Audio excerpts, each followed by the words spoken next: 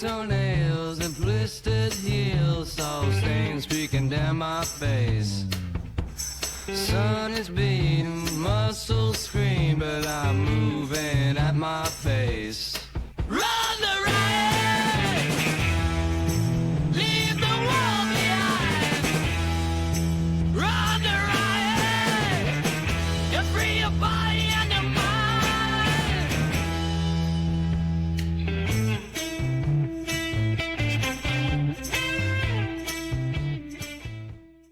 Hey, David, thanks for having me on. It's good to reconnect. It's been, what, a decade or more since we actually first met. Yeah, dude, that's a long time, man. So yeah, it was in Lafayette, Louisiana, and now I'm in Oklahoma. Met you were talking about OFM, giving us newbie ultra runners a little bit of an option when we're fueling, man. Yeah, well, a radical option, right? Yeah. But yeah, like you said, you came down. You said about 2014. It was Edie and Terry's running store in Lafayette, Louisiana, and I remember you just coming out and you were sharing with us. And I remember because I was pretty new, but we knew about Western States, and you were wearing a Western States buckle, and I was like, okay, we got to listen to this guy. He's been a few places. That's a mouthful. Well, I haven't been as many places as a lot of people I've helped out that you've interviewed, but yeah, I did get to run Western States. I did have the good fortune to run Western States once. Yeah. And it happened to be the hottest Western States in the history of the race. Oh, is it still has the record of the hottest? Yeah. And it has by far the lowest finish rate. I think it was 52.7, or it was like 52% finish rate. It has the lowest finish rate in modern times, the modern Western States times, because most Western States now range between the high 70s and mid 80% finish rates, because they really do a good job of trying to help people get to the finish in that 30 hours. Yeah. So we're going to tell a little bit about your age. What year was that, man? That was 2006. That was the year. That was the year Brian Morrison collapsed on the track. He was in first place and collapsed on the track and got aided to get to the finish line, so they had to DQ him. Oh, yeah. And it was a pretty epic year. And if you go back and look at the time, not only the finish rate was really low, but when you look at the times, it's like the winning times wouldn't have made it in the top 30 or 50 compared to today's times. That's crazy. What do you remember about what the winning range was that year? I could look it up, but it was probably 17, 18 hours. Okay. Yeah. And Nikki Kimball, who's a friend of mine, and she's also a Vespa OFM runner, she actually got third overall. Nice. Yeah. Yeah, that's pretty good. She just, and it was a combination of the heat and the fact that the trails were in really rough condition that year. Yeah. Really technical. It was old school Western States. Yeah. Well, so just share a little bit of like, where are you from originally, Peter? And how did you, like, what started you in ultra running?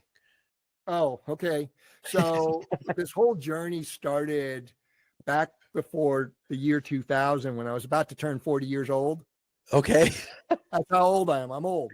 And I figured, this is about the halfway point in life. So I figured, how do I want to spend the other half? Yeah. And I decided I need to get myself in shape. So I started running. Yeah. And my first real experience was within a year. I started at 49, started running and getting in shape. And then 2000, I joined a running club and started running. And then in the December of 2000, I ran my first marathon, which was CIM. And I was really fast and doing well. And I had everything in the training suggested I was going to be sub 3 hours for my first marathon at 40. Oh, wow. Yeah. Yeah.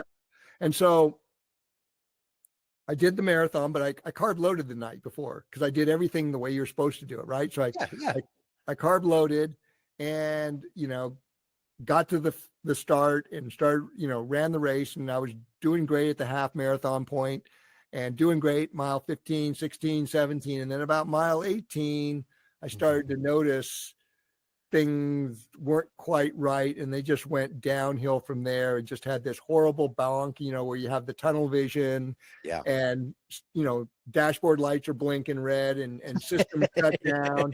And, Yeah, and yeah. I was able to finish. Yeah. Yeah. And I didn't get sub 3 hours, but I did get a Boston qualifier. Nice.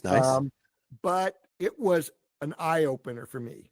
Yeah. And so at that point, I said, well, this carb loading absolutely didn't work, because I was not doing that in training. Yeah. And I was doing fine. And I always ate a fairly high protein. There's always a lot of protein in my diet, because I grew up on a farm, grew up hunting, all that kind of stuff. So I wasn't afraid of protein, and I wasn't afraid of fat. I just ate normally. And it just caused me to reflect about that and start to think about it. And because my degree is in biology, specifically plant science, but the first 2 years of university at UC Davis, I was in there with all the pre-med, pre-vet students for the general coursework.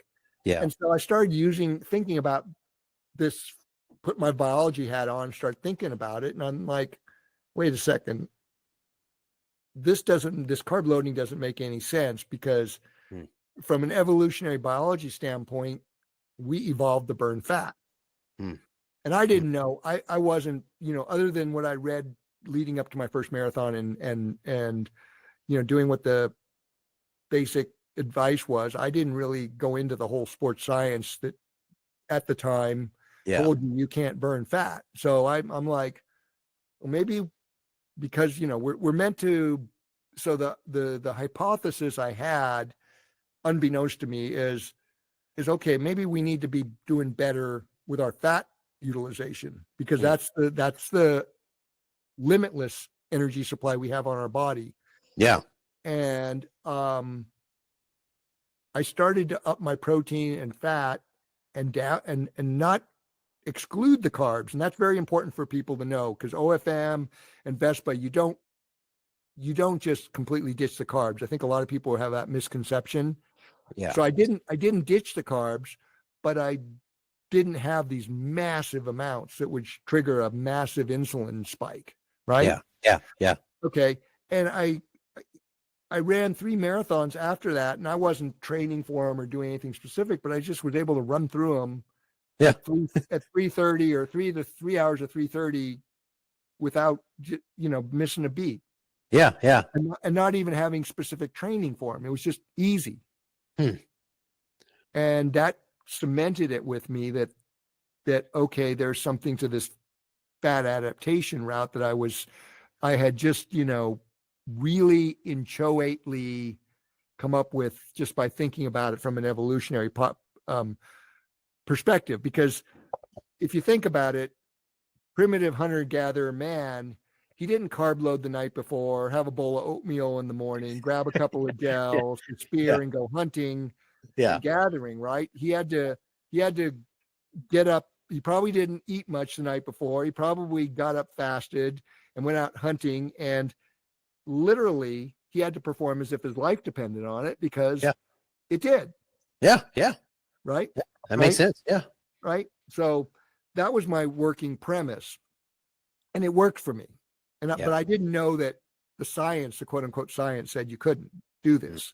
Yeah. So I started doing that and started to expose my friends to it. And in 2002, I was invited to go on a trail run, or 2001. I don't remember, but it was right after that marathon, probably in 2001, I started trail running. And I'm like, this feels really natural to me. This feels like home, because like I said, I grew up hunting, and a lot of my hunting was deer and elk and things like that. And you're just traipsing through the woods all day. That's it. Yeah. Stalking. Stalking and trying to find the game, then stalk the game, and cover some distance. And so it just felt to me to be just really natural compared to running on the road or running on a track. So I really gravitated to that. Yeah. And started to work with some of my friends who were struggling on this dietary and hormonal stuff, and started to look at it a little more seriously. I helped train a couple of athletes for Western States in 2004 and 5, 3, 4, and 5. And in 2005, my friend said, you need to get yourself a new buckle.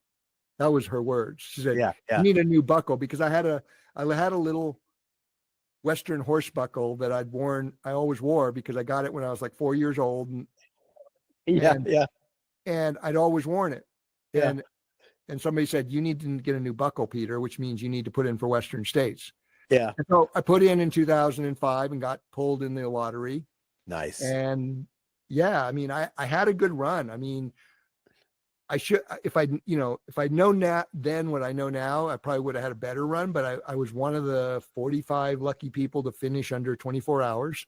Yeah. Nice. Yeah. And I had no problems. I had no stomach issues. Yeah, there were some low spots, and yeah, I was taking in gels and other forms of food. I was drinking Coke. But I had no issues. I felt comfortable the whole time. Yeah, even in had the a heat. really good race. Yeah, in the heat. That's especially. I mean, that's the problem a lot of us have and get derailed, especially when it's hot, because your blood's flowing to the surface of your skin, trying to. You have less blood flow to your stomach and intestines for digestion, and so everything just gets knotted up, and it's hard to keep things down, and you can have issues. So it's pretty awesome that that you were able to run the hottest Western states and just not have any digestive issues. As a first, and that was my first 100. So it was like I'm Wow. a total newbie to this thing. Yeah. And as everybody out there knows, you learn so much by experiencing your first 100, whether it's Tunnel Hill or something like Angeles Crest, which is just brutal. I mean, that's what I hear. Yeah. Well, that's why I think a lot of elites don't do it. It is a brutal race. I mean, heat, exposure. It's really about running smart and managing yourself rather than the ability to just simply run fast. Yeah. Well, and that's for most of us, that's what all the ultra running is. You're just managing your resources and trying to just continue on, and balance the hydration, nutrition, effort, all the things, and keep moving forward and not blow up and not lose energy. And so that's one of the things that's intriguing about like OFM. It extends that, the window. You don't need as many calories you're putting in, and you're more even keel on effort. And I remember feeling that, when I was running like that years ago, and I want it again.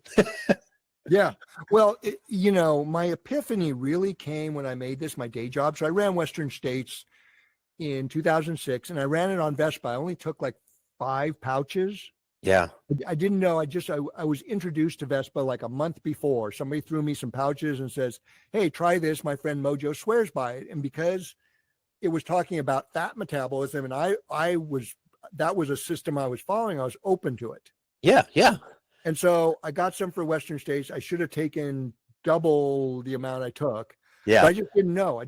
But I didn't have any trouble. I mean, I didn't have to eat, didn't have any real major low spots. And so I contacted the company and kept in touch with them, and ran Leadville in 2009 on it. And that was another hot year for Leadville. And again, no problems, had a good finish, got the big buckle, the sub 25-hour buckle. Yeah.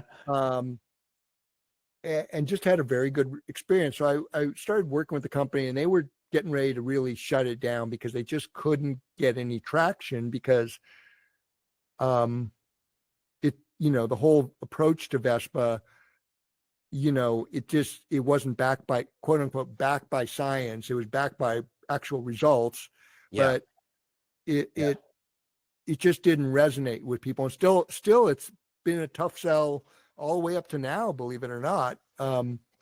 You have people like Jeff Browning, Zach Bitter in his day when he was working with us, and Peter Mortimer and Andrea Moore. She just finished the Divide 200. I mean, she's just going from 200 to 200. She's crushing it. In fact, by the time this comes out, people have heard I had her on the podcast. It's coming out this coming weekend, and yeah, and she's just back to back and recovering like crazy, you know. I mean, she looks great. She's performing great. She's 47-year-old, big Texas woman, and I don't mean like big in a bad way, but she's not. She's a tall, big bone Texas gal, and she's just crushing it, you know. Yeah, it's crazy. Scotty Jenkins, my boy Scotty from across the pond, who lives here now. He's doing it. He's crushing. Yeah. And it's funny because just like you're coming back to Vespa, but it's funny because when I interviewed him, I had his wife on the interview too, because I wanted to get the pacers. And it was funny because she actually mentioned Vespa to him years before he started getting coached by Jeff. That's funny. And he blew her off. And then when Jeff mentioned it, of course, he got on it and it immediately worked for him. So it's pretty interesting how this all evolves. But what happened, where I was going with this is my epiphany came back in 2008 when I took an equity stake and started to be the distributor. And I remember Jeff, the guy I was taking it over from, who's from Canada, actually where the Divide 200 was held. He said to me, it's not as easy as you think, meaning the resistance to the concept of fat as fuel. And he was right. I have to say, this has been the toughest, biggest challenge I've ever had, is getting people on board. Once they're on board, they get it. They understand that. But it's funny how people, it's just very interesting to see how human behavior is and how you get a certain mindset going. It's tough to break out of that mold. And I don't mean that in a bad way or any way. It's just really interesting how that is. So let's segue into what happened. It was like so I took over in 2008 and immediately Paul, the same guy who turned me on to Vespa originally, said, hey, you should try to work with John Olson because he's super talented, but he has this GI issue problem. He's a puker. Yeah. And John's from Modesto and a teacher, a really devout Christian. And I mean, when I say that, I don't mean that. I mean that as a compliment because he walks the walk. Wonderful wife, father, family man, teacher, coach. Yeah. I mean, the guy is so much of that giving individual that he never was selfish enough to really reach his potential. Yeah. And we'll talk about that because we did get him to do it enough to not only win a bunch of races, but in 2013, he was the 24-hour IAU world champion. Yeah. Beast. And he was the first American to go into 12 hours for 100 miles. It's just I didn't remember that. That's awesome. Yeah. I didn't realize that. Yeah. Dak broke it like 5 weeks later at Desert Solstice, but he was the first guy to go sub 12 hours. Tremendous guy. Anyway, he was a really serious puker. And I started working with him. And that's why I had my epiphany with him. And then subsequently, he got Jenny Capel on board because Jenny was having really bad puking issues. And Jenny got Roxanne Woodhouse going. And these are all people most people wouldn't even know now. Old school. It's old. They're part of the old school, right? So John won a whole bunch of races and set a bunch of course records when he got on it. And Jenny, of course, won a bunch of big races several times, like San Diego, Bighorn. Okay. And then after Roxanne, we had Nikki Kimball, who, is so. I guess the point was my epiphany came with them because they were all pukers, Jenny, John, and Roxanne. And so I started to delve into the whole physiology books and really start to noodle about this. And as you said before, in the heat, your body's, it's allocation of resources. Your body's shunting blood to the skin surface instead of the digestive tract to keep you cool, to thermoregulate. Yeah. And so it basically puts your digestive tract on sleep mode. Yeah. So things like water, electrolytes, and sugars are only able, water and salt, if it's the right osmolarity, it will transit by osmosis. It'll just simply get soaked up and into the through the gut and into the blood to maintain plasma volume. Yeah. Okay. Because as you sweat, you lose plasma volume. So you need to replenish it with hydration. And then of course, simple sugars will pass fairly easily in small amounts. But if you have to start breaking them down, that's where the problems occur. And so this became the epiphany in me because I started looking at this, and what was happening was with this push to consume a lot of carbohydrate, and this is not in today's world. We're talking about, 60 grams an hour, 70 grams an hour, not the crazy amounts they're pushing today. Like 120 more now. Yeah. 140. There was a guy at Ironman, Texas, who pushed 200 grams an hour on the bike. Oh my goodness. Yeah. That's wild. Yeah. And so, the problem is in the heat with that downregulation of blood flow combined with the massive carbohydrate load, it literally is creating a havoc of oxidative stress and lactate load in the GI tract. And I've said this before elsewhere, but I'll say it again for your audience. But if you imagine like the Amazon rainforest and how they burn it down to a stubble for grazing land. Yeah. Okay, that's what you're doing to your epithelial cells and mucous membrane, your digestive tract. So not only are you damaging your own epithelium, you're burning that forest down, but the biome resides within that. So in other words, all of a sudden your biome is less diverse and less volume. You have less volume of biome, and the biome is critically important for converting your nutrition, whatever it is, whether it's food, whatever kind of food, including carbohydrates, into other elements, like and mitigating a lot of the response. And that's it's known, but it's not fully elucidated. I doubt we ever will. And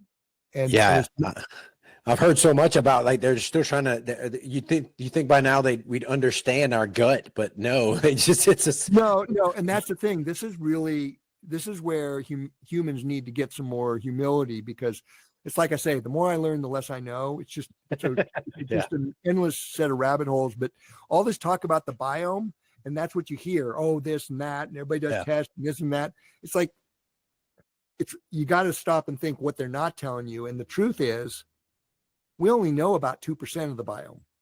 Oh, that's crazy. That's how little we know, and all the interactions. And it's all housed in our epithelial cells, which is that, like I say, it's that tropical rainforest. And you literally are, over time, you burn it down. It doesn't happen instantly. Yeah. And this is part of that conversation I've had with John, Jenny, Roxanne, Nikki Kimball, and others, is it happens over years of doing this. Yeah. It takes anywhere from 3 to 7 years for it to really occur. I think the person who is seeing that happen now is Courtney. Okay. She's had some races now where it's not resulted in her domination. Yeah. And I think that's what she's seeing. I've tried to reach out to her about this, because I know how to fix it, because that's what we've done with. Yeah. That's the third tier on the OFM pyramid, is stomach and gut health. Yeah. With Jeff, that was one of the things we worked on immediately, because that's what a big part of what he was suffering from with his candida is. Not only had he burned that down over years of racing, but then that biome profile had shifted to where, candida was one of the dominant species of fungi there. And it just loves sugar, and it creates all kinds of havoc because it's not in balance. It's okay to have candida in balance with everything else, but right. If it gets out of hand, it's crazy. So let's just, back in the day, you reached out to John Olson, you reached out, or when you started working with Jeff, when you said you work with them, like, what do you do? Like, what are the general steps that you start doing with them to help them on this journey? Well, the Vespa is a key tool. Yeah. And I never sell the Vespa as a one-trick pony or a magic pill or a silver bullet. It's part of it's one really good tool. It's a natural metabolic catalyst that works. Right. But you can use it even if you're not doing the OFM thing. It still has some help, right? Yeah, yes. Sorry to step on you there. That's okay.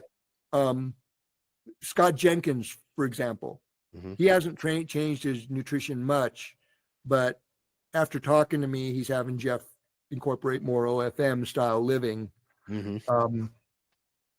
into it than not. So you can use Vespa without making any changes. You're just going to cut your fueling. I tell people, cut your fueling in half for a training and then titrate up or down depending on what your needs are, what the environment is, what the intensity of effort is. Yeah. So like on races, Jeff will go, he'll push that 70 to 90 gram an hour limit in a race, but then if he's doing an easy recovery run, he might be on Vespa and hydration. You know, it ranges, you know, tremendously. Like I do a lot of, like I did a run Monday and I was fasted and a Vespa before and a Vespa at the turnaround and didn't eat for a couple hours after. But we were going at fairly low intensity, fairly decent effort, not totally recovery effort, but for where we were in our fitness, Randy and I were basically going at a, you know, zone 2. Yeah. And endurance. Yeah. Just going.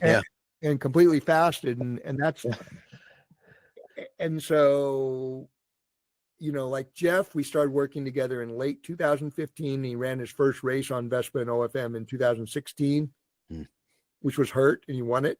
Yeah. And it was you know, he wasn't sure, you know, he had gels with him. He wasn't sure it was going to work, but it just was, you know, you've seen what his trajectory has been since 2016. Yeah. So I've got three constants. Okay. And the first one is you're an individual, and I'm going to come back to that. Okay. Yeah. B, we're meant to burn fat aerobically as our main fuel source. Okay. And C, we're meant to move a lot. Yeah. Right. So if you're sedentary, you need to go talk to the keto people or whatever. I can't help you because you need to have physical effort, because physical effort is that signal that tells your cells to get stronger, fitter, rejuvenate. Yes, the adaptive stress that keeps you rejuvenating yourself. Yeah. And then it's all about the nutrition, but it's very individualized. It depends on the sport you're doing, where you are, you know, especially women, it's even more complicated. You know, women are more complicated. Right. Physiologically. Yeah. It's with their cycle, or if they're in menopause or perimenopause, it's a plain fact. They're very much more complex, but they're individuals too. And you got to parse. So you look at their diet, you look at their fueling, you look at their vitamin D. Vitamin D and magnesium are two of the biggest things that if you're not proactively on top of your vitamin D and your magnesium, you're probably deficient, because the reference ranges are also wrong. I mean, like the reference range for vitamin D is 20 to 30 to 100. Yeah. And my reference range is anything below 40 is deficient. Anything below 40 and 50 is suboptimal. And it's pretty, that's a whole rabbit hole. Yeah. The whole rabbit hole of history and context of how those reference ranges were developed. But we've seen it consistently that when you get people's vitamin D above 50, their fat burning capacity goes up. If it's below 50, they tend to be more glycolytic fuel substrate use. Another big thing is you have to treat people as individuals. And so you have to look at them in a holistic way. Yeah. And so you want to look at the carbs they're using and when they're using it, processed food, and give them time. But I'm trying to keep this short. Another factor that's as big a problem as too many concentrated carbs in the diet is stress, chronic stress. Oh, yeah. Physiologically, that's the same as taking in too much carbs. Okay. Yeah. All right. So there's all these factors, and the modern world is full of what I say is the modern lifestyle, modern technology, especially all these devices and everything else. Yeah. It's pinging some very primitive fight or flight hardwiring in us that's not meant to be pinged on a chronic basis. Yeah. And so that also leads us to burning more sugar, creating more insulin.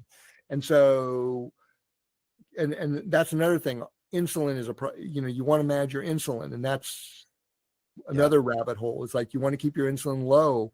And again, the medical reference range is not correct, because the medical reference range is 2 to 15 or 2 to 25, depending on who you're talking to, the standard of care, right? And anything above 8 you better be 8 to 12. You need to be watching it. And anything above 12 is you're metabolically deranged. You're already in pre-diabetes. Wow. Yeah. So, and ideally you want to be between 2 and 6. Yeah. You're fasting insulin, and we do, like I always have people, if they're doing blood work, force their doctors to add vitamin D and fasting insulin to their blood work. Yeah. And that between their lipid panel and their vitamin D and their insulin, you can tell a lot about somebody's metabolic health. And it's real simple. It's just real simple if they're metabolically deranged, if metabolic derangement is happening. Yeah. So, well, and I'm glad you said earlier, you said, keto, because everybody knows what keto, they've heard keto and ketosis and all. And so and I think that's what a lot of people, when they start thinking about fat metabolism and all, which there's overlap there, but it's not, like you said, it's not the same. It's not hard, not no carbs, it's strategic carbs. And right. I've talked with Mike McKnight and Jeff a little bit when I've had him on a few years back, and it's learning. And I think I don't even know if I heard this, or I call it like you're dual fueling, because like Jeff he takes in carbs when he's running these races, but not nearly he doesn't need nearly the amount. And but because he's burning fat at the same time, so he's burning 2 engines at the same time. Well, and and here's the thing, we'll talk more on this, but the unfortunate thing, and I see this happening a lot in ultra running, it's just as bad as national politics. You have this bifurcation of these extremes now. Yeah. So you've got this current high carb craze. Yeah. Where it's like, let's see how many carbs we can push, and let's add some bicarbonate into it so we can push even more. Yeah. And okay, so you have that extreme end, and then you have the keto end where any little bit of sugar is the devil. Yeah, that's right. Yeah. Okay? So that's the position these two people are taking. Yeah. But neither one wants to have a discussion, a bigger picture discussion to discuss the challenges of whatever they're pushing. So you have the keto camp saying sugar is the devil and not wanting to acknowledge the very real performance limitations that keto puts on you. Okay, I can go all day, but I can't go fast. Yeah. And also I want to add to that, because what the ketards is what I call them, ketards, because they're so stuck on the keto diet and high fat and blah, blah, blah, that they don't want to talk about. But they don't want to acknowledge the performance benefits, but they don't realize that because keto keeps the governor screwed way down in terms of performance, they never can get the real adaptive stress that you need to really get your fat oxidation to the levels we're seeing. Yeah. Okay. In OFM.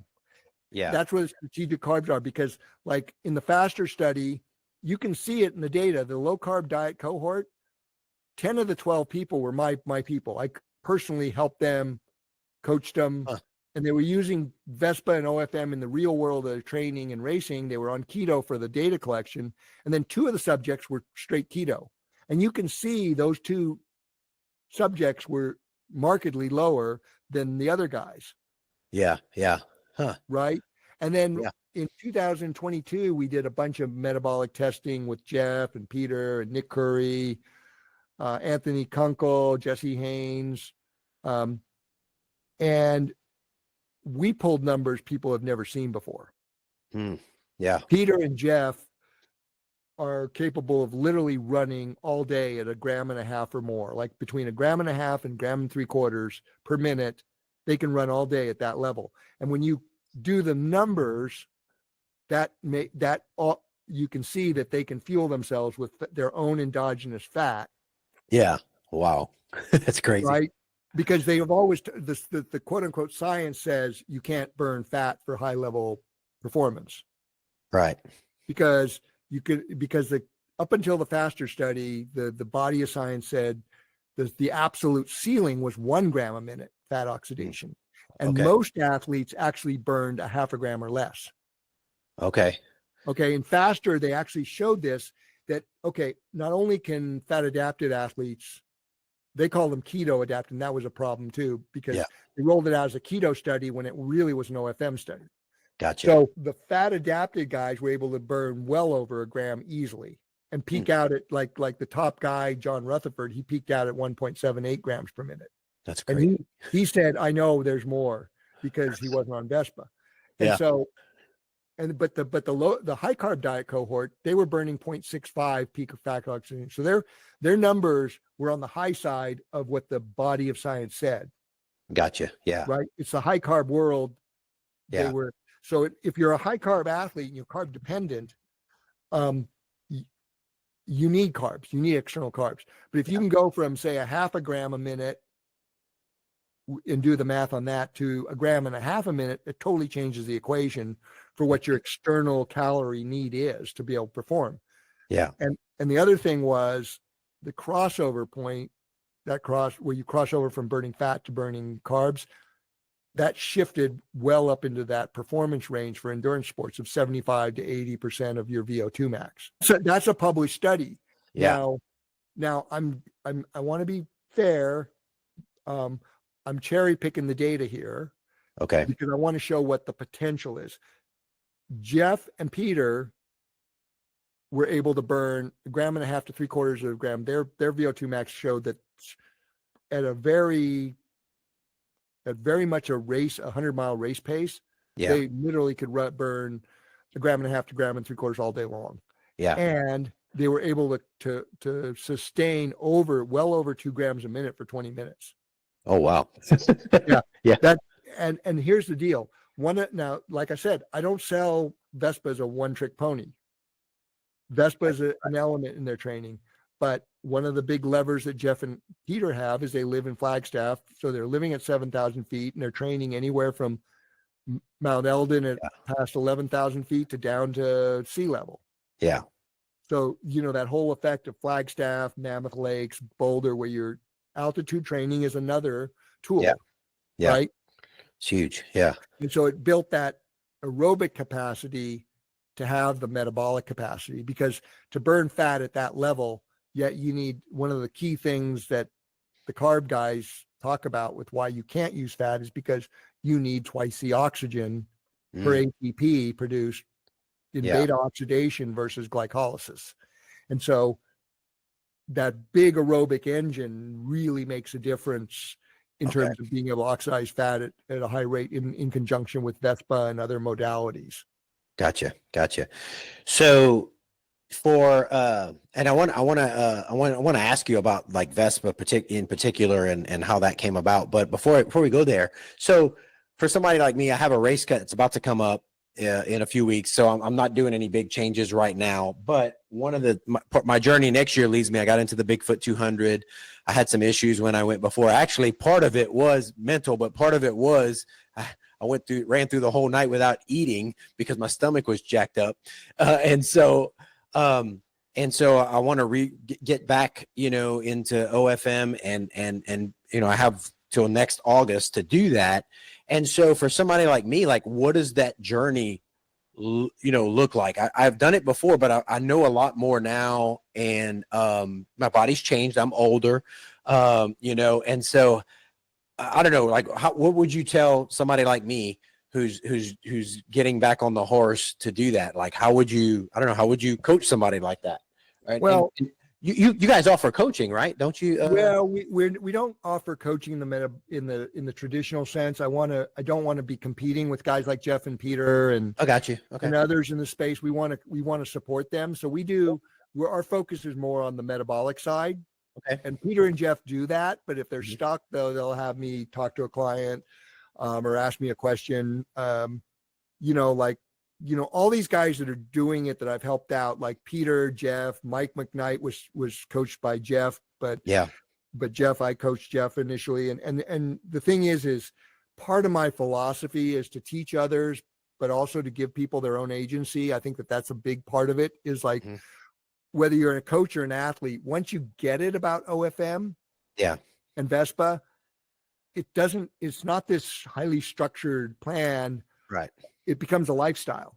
Yeah. Yeah. Right. And you have a little bit of structure, but you kind of know when to eat carbs, when to eat protein, when to not, when to get recovery.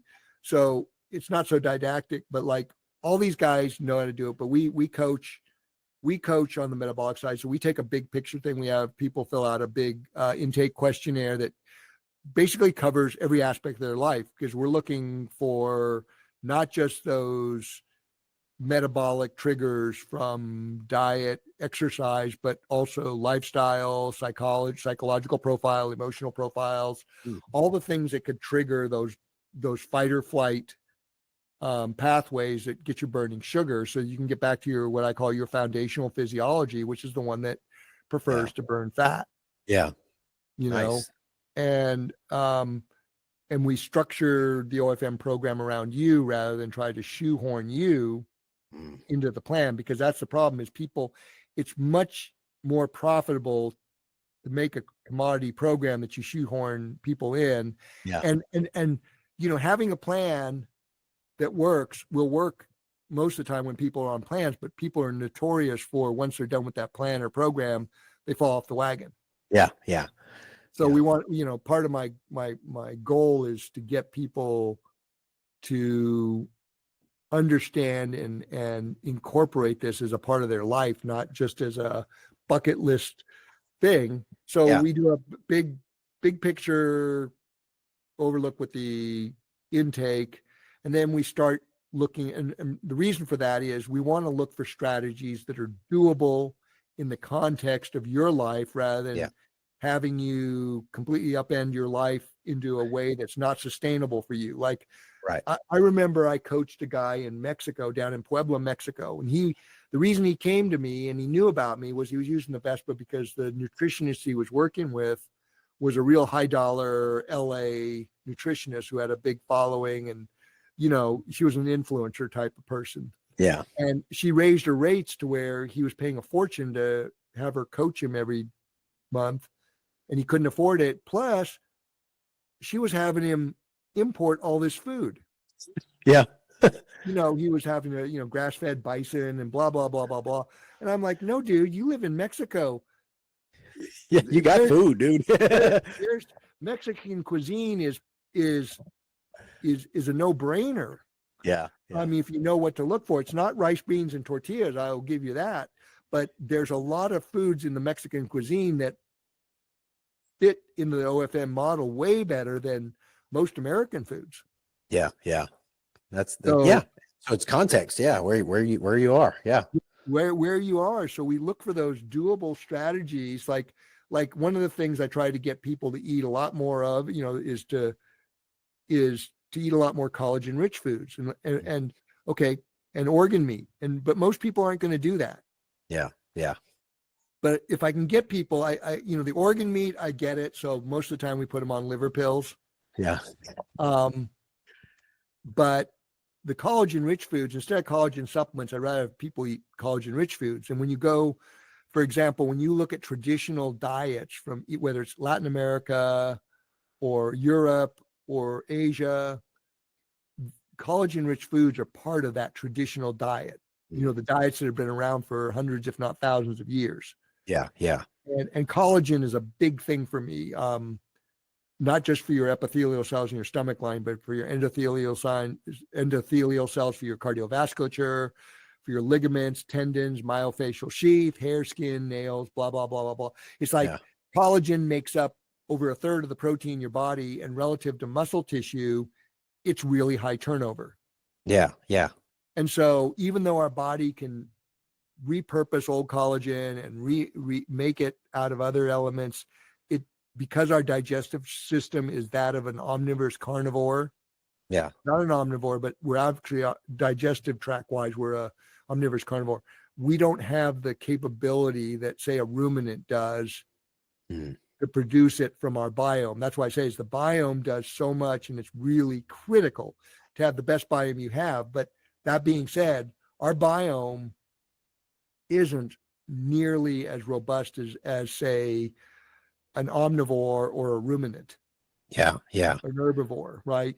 And so that ability to convert, do that magic that the biome does to convert food sources into the proteins we need to, maintain life.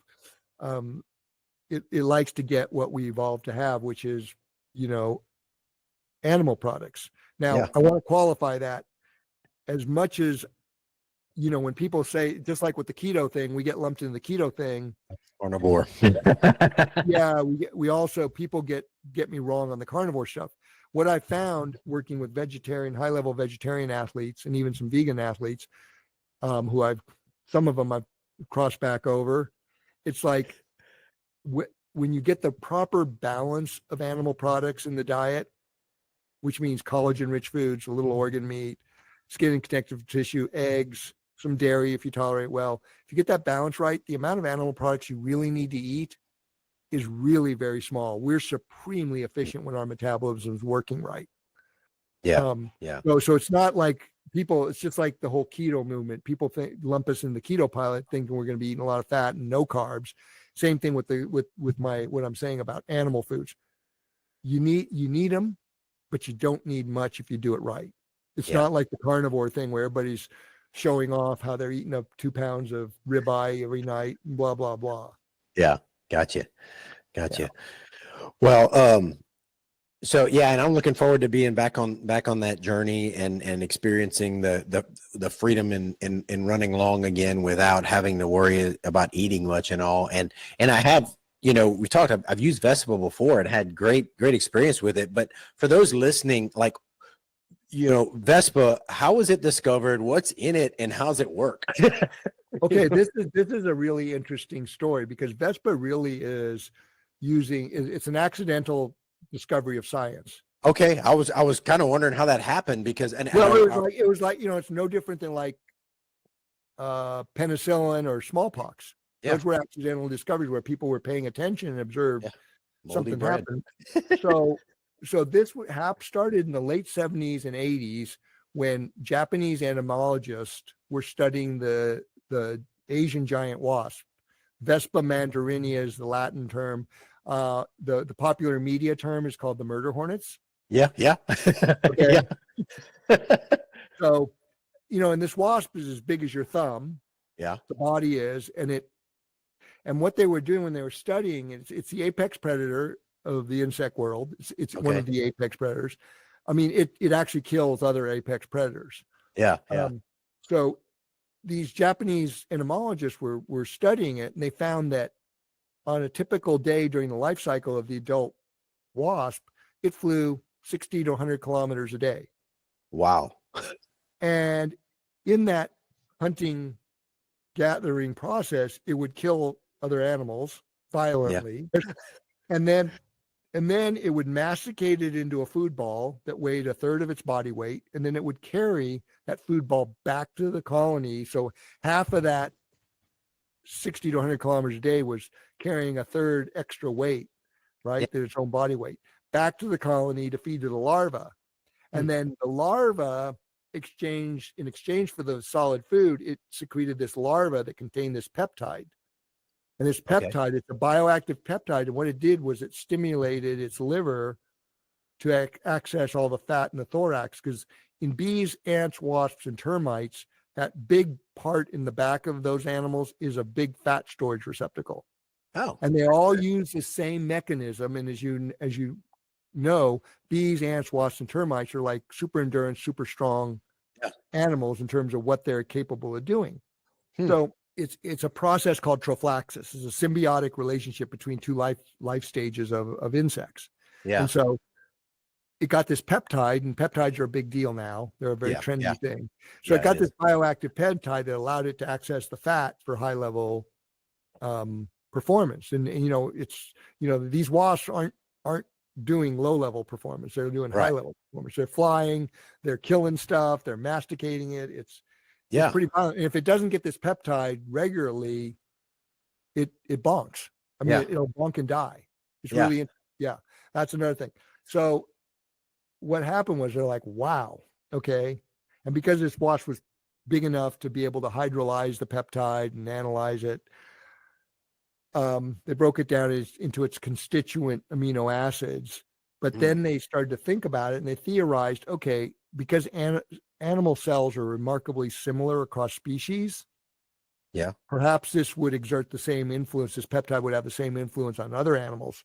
So then the next step was to take this wasp extract peptide and do tests on it with mice and rats swimming to exhaustion. Yeah. Okay. And so they did these tests, and they found that on Vespa, they could swim significantly longer, like a lot longer. And we saw that in the data we collected too in 2022. Okay. And we've seen it in other tests we ran with Jeff at Utah State. So we've been able to replicate this stuff, is what I'm saying. Yeah. Yeah. It's legit. It's legit based on observational evidence. Right. Gotcha. Okay, the real world results, yes. But we don't have a published study. There's been some articles published on it in Japan, but they're not very good. And a lot of times they're looking at the fake Vespa, which is they can hydrolyze the peptide and break it down to its amino acid compositional pile. And then there's been compounds made that mimic the free amino acid peptides that are in the thing, but they're not the same as the actual natural peptide. So they work, but they don't work nearly as well. You have to do a higher dose, and you still don't get the same effect as the natural peptide. So that is how Vespa came into being. Okay. After they tried it on the rats, they tried it on humans and saw that they could, their stamina, their focus, their motor skills were retained. And the thing is part of the reason we're in the endurance sports is A, I'm an ultra runner and I ascribe to that, but B, it's very easy to put a hard metric on Vespa, because if you're using the Vespa, you know factually that you're using significantly less calories. Right. Yeah. It's an N of 1, but you're demonstrating it every time you run with it. That's right. You just don't need the calories that you do. But the other benefits of it is when you upregulate fat metabolism, not just fat burning, but fat metabolism, you become what I call blood sugar stable.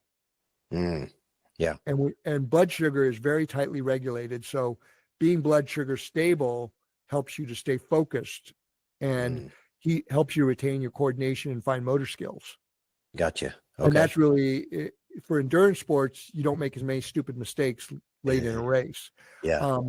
But we've had people use it for hockey and even figure skating, and they dominate because they don't have that drop in blood sugar. The moment, like any kind of sport where coordination is a big deal, like basketball, soccer, football, anything that requires coordination, or figure skating, hockey, when you sense that you're getting sloppy and you're starting to see fatigue, you're already done. Right. Yeah. Your fine motor skills drop off well ahead of you even realizing they're falling off.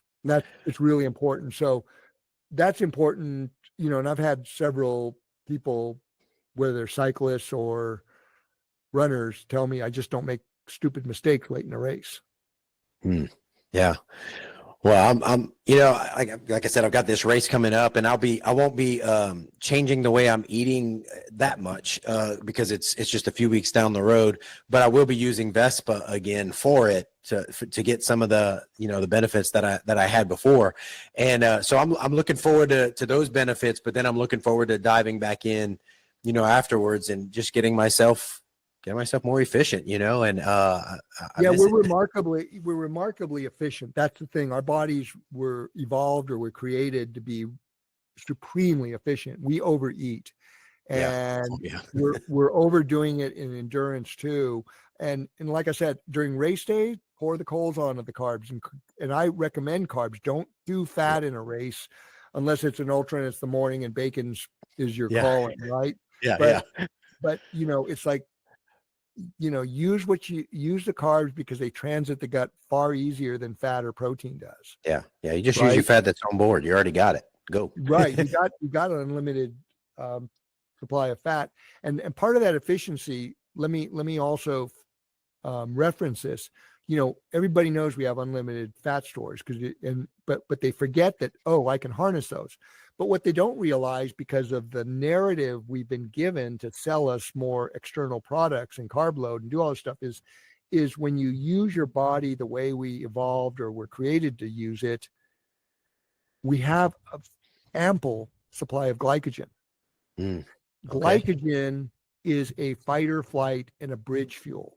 Yeah. So it's used for fight or flight evolutionary, and then it's a bridge fuel. So when there's a higher energy demand, when there's a jump to a higher energy demand, like going from sedentary to running, you have a higher, so it bridges that gap. Yeah. Until your body, the signal of that need for greater energy upregulates all your internal pathways. Yeah. Yeah. Right. And the problem is we've dumbed down normal. We've shifted normal in the modern world to where people, I'm oversimplifying this, but just for the sake of oversimplification, people's insulin is too high, which blocks its ability to burn fat the way we're meant to do it. And that's why getting a fasting insulin is really critical to understand where you are metabolically and getting you back to that foundational physiology. And that's why I say, you know, think of fat adaptation as your foundation. And that's the problem. It's hard for people to see and quantify. Just like the analogy I use is, if you're going to look for a house, whether you're the husband or the wife, you go look at the house, you look at the drive up appeal, the layout, the features, how it looks. You don't see the foundation, but do you want a good foundation? Yeah, 100%. 100%. Well, you know, if you're carb dependent, you're literally, pun intended, you literally have a house of carbs. Nice. I like it. Yeah. Yeah. And seriously, this is not me trying to instill fear. It's not a case of if you're going to have a problem, it's when and what form. Yeah. Gotcha. Okay. And if you're consuming too much, and I'll lead it to a question to leave with people, but we see this all the time. It's not if, it's when and what form. And the sad irony to this is a lot of that when and what form is considered normal. People have just come to accept the puking, you know, all the issues that come with it of aging and bowing out of the sport. It's just, it's considered normal. And I'm here to tell people, no, it's not normal. We can arrest that rate of decay hugely by getting ourselves back to that. And I think one of the messages we want to get across, and we do it just by the numbers, is this. It's simply a matter of people, the standard sports science-backed information, when people don't look at that. So the standard science peer-reviewed journal stuff based on the modern assumptions is wrong, because we're not saying no sugar. We're saying don't overconsume sugar. Right. Okay. The problem here is that the science-backed recommendations are actually having people consume way too much sugar. Yeah. I'm going to try and pull up this. Let me see if we can pull this up. Yeah, I can pull it up, and I'll share it with you. Okay. So I'm going to share this screen. The question for the audience and you is, do you have any idea if, when following the standard sports science-backed program, not the elite level, not the David Roach, Tom Edwards, standard amount of sugar that people are consuming in the 6 months leading up to and through 100-miler? Dude, I bet it's way up there. Take a guess. Just take a guess. Oh man. 6 months leading up to a race. I know just a long run. Yeah, because that would be like in your diet and your fueling, how much sugar you're consuming in those 6 months. Okay. I'm sure it's pounds, many pounds. Oh, let's just keep talking. Oh, come on, man. You're gonna make me guess. You're gonna make I'm gonna say, I don't know, 25, 30 pounds of sugar. I don't know. What's that? You better add another 125 to that. Are you serious? I'm going to share the screen with you. This is what it is. Yeah, let me do a screen share here. There we go. We're going to share it. 150 pounds of sugar. Dude. Okay. Yeah. All right. I want to get that visual. That's 155 pounds of sugar is what it works out to be. Okay. Now, crazy. Okay. Now here's the math. Now let me get the picture up again. And here it's just simple math. Okay. Yeah. Yeah. Here it is. Okay. Yep. Here it is. I'm going to screen share again. Okay. Yeah. 6 months, 155. That's like what up? Oops. Oh, Oops. lost it. Let me share that again. Sorry, a little too quick on my feet there. Okay. So we got this up. We're just going to do the math. You got 26 weeks of training, averaging 12 hours per week. Yeah. An average of 200 calories per hour from diet or fueling. That's 64,000 calories, kcals. And you got 182 days with an average dietary caloric intake of 2,000 calories. So that's splitting women and men. That's nothing, right? And 60% of that is carbohydrate. There's nothing radical, or I'm not trying to fudge the numbers here, right? This is pretty conservative. Yeah. Okay, look at those numbers. That's 218,400 calories. So you add it up, it's 280,800 kcals. You divide it by 4 calories per gram. That's 70,200 grams. Divided by 454 grams per pound. 155 pounds of sugar is glucose. So that's overconsumption. That's the standard sports science. So we're not saying no sugar. We're saying, what if you can take a third of that out? That's 50 pounds of sugar you just took off the table. And if you can take half of that out, that's 75 pounds of sugar. And if you're like, say, Peter, who's really doing well on lower stuff, he's taking out 2/3 of it. So he's taking 100 pounds of sugar out of his diet and fueling. That's crazy. Yeah. Because what people don't understand is concentrated forms of carbohydrates, the pasta, the bread, the potatoes. Yeah. Sweet potatoes, that plus the gels, plus the candy, plus all that stuff, it all ends up as glucose, blood sugar. Yeah. Yeah. That's just basic physiology. And so our message is not no sugar. It's like, we need to reduce this amount, because that's why I get this thing. It's well established in health now that too much sugar is not a good thing. We all know that intuitively. We just don't know that the standard sports science backed recommendations are feeding people literally too much sugar. Yeah. Yeah. Okay. Got it. And the problem is that the young elites have the metabolic capacity to be able to deal with that for a while. And like I said, it doesn't happen overnight. It takes years for that to start to manifest itself. And so, our goal is to keep people, not just have them perform well, but have them perform well in the long run. Yeah. Yeah. Well, and that's the guys people I talk to, my goal, I want to be able to run and do this thing as long as I can.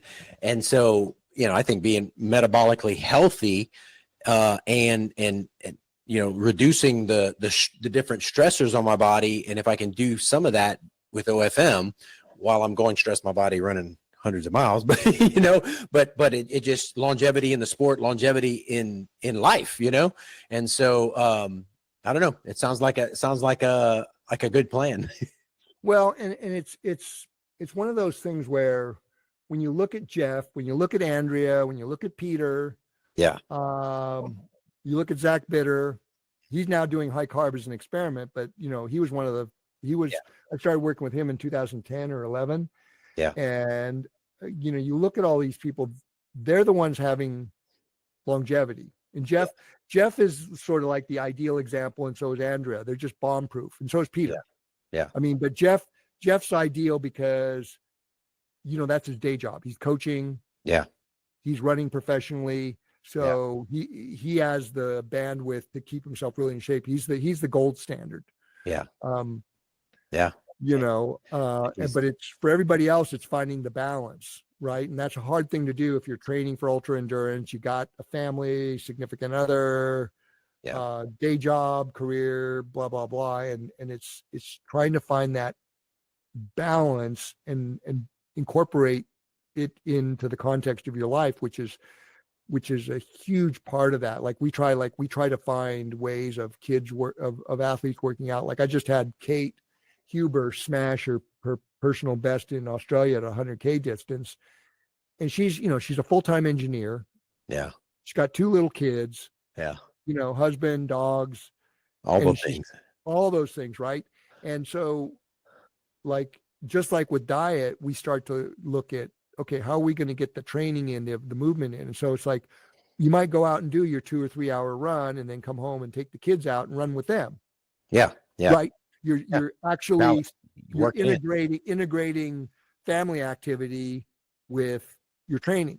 Yeah. Yeah. So we're looking for all those strategies that make it doable in the context of your life and get it to be a pattern of living. So now her kids, they're curious and they're doing things physical and intellectual that are aligned with her workouts and stuff. So she's actually able to make that work. Yeah. Well, Peter, so, you've been kind of living this lifestyle and doing it. And you just talked about, you just, went on a run recently. Do you run just for enjoyment right now? Or do you do any races still or what? I did a race with my friend Charlotte Olson this spring because she asked me to run it with her, but I'm not really running to compete. My competition is my challenge and competition right now is to help people understand this is the approach we were actually meant to be using. Yeah. And it's been a very big challenge, especially in the last 5 years, because what happened was when the FASTER study came out, the unfortunate reality is the confirmational bias of the researchers and the keto community was such that they rolled it out as a keto study. Like keto, you can perform and win races on keto, when that wasn't exactly the case. I mean, keto, I'm a big supporter of keto. We use keto strategies in terms of sharp carbohydrate restriction to reset you, metabolically reset you. But it's like I tell people, if you're so dependent upon carbs that you have to eat every 2 or 3 hours, or take 2 or 3 gels an hour to keep from bonking, you have to eat every 2 or 3 hours and not get hangry, or take a gel to keep from bonking. You got metabolic derangement issues, right? Yeah. Same thing on the other end of the spectrum. If you need to keep your fat macro so high and not have any carbs or sugar in your diet that to keep you in ketosis, well, you probably need to work on there's something you need to do to work on your metabolism. And part of that is like vitamin D and exercise. Yeah. When I think a lot of it, and that's when I heard people say, we want to be metabolically efficient, and metabolic efficiency there's the terms metabolic efficiency and metabolic flexibility are out there. Yeah. But it really and truly boils down to a term I've coined, which is building metabolic capacity. That's what OFM does at its core. You want to build your metabolic capacity, because when you have that metabolic capacity, by default, you have the flexibility and efficiency. Gotcha. But you have the capacity, and that is, you want the cells super healthy, and you want big and high density of mitochondria. Yeah. And you build that on fat, and you build that, in order to build that on fat, you have to have this big aerobic capacity. Yeah. And how do you get there? It's a combination of all modalities of training. You need long aerobic exercise. You need high intensity intervals. You need tempo. You even need resistance. You need all these things in this mix where the timing and the dosing is good, is important. I mean, that's what I'm saying, is like that third thing. We're meant to move a lot. We're meant to move a lot in various modalities. And that's, like I said, Jeff is doing it. He's the gold standard, because he does a lot of long aerobic runs at high altitude. He does strength training. He does intervals, aerobic stuff, hill climb stuff, where he's really pushing himself. And that's what's good. And if you have your metabolism set to burn fat, metabolize fat, because that's the other half of Fat OFM is, okay, yes, we want to tap into fat as our energy supply through beta oxidation. Yeah. But the other aspect that people don't understand, this is where I lose people, is fat metabolism includes making ketones. Ketones are a proxy for beta oxidation. But then if you're really pushing yourself, fat metabolism in your liver will actually make glucose from liver fat. Yeah. People don't know this Yeah. and the reason why is because in the modern world, people's insulin is so high that it keeps your liver from producing ketones and glucose from liver fat. Gotcha. And so I've got athletes that will do a fasted workout on Vespa and hammer it at the very end where they're at threshold, so they need glucose. Yeah. And then they'll track their post-exercise glucose, and they'll get a spike of over 200. Tony one time had a spike of 247 post-exercise. And then we were talking yesterday on our group meeting, and one of the participants said, yeah, he had a continuous glucose monitor, and every time he finished a crit race, his glucose would spike, and he was doing low carb. It's like, and so your body will make the energy substrate to meet the metabolic need when your fat metabolism is working as intended. Yeah. And so it's very important. And the other thing I really want to take home, which is also important for the audience to understand, is did you notice when you were doing Vespa and some of the OFM that your recovery was much better? Oh, yeah. Yeah, definitely. Yeah. Okay. I recover so fast. Okay. So that's part of the whole thing. When you burn more fat, you're burning energy the way you're intended to for your aerobic spectrum. Yeah. Okay. This reduces the oxidative stress, the free radicals, all this stuff, and the lactate load. Right? Yeah. Yeah.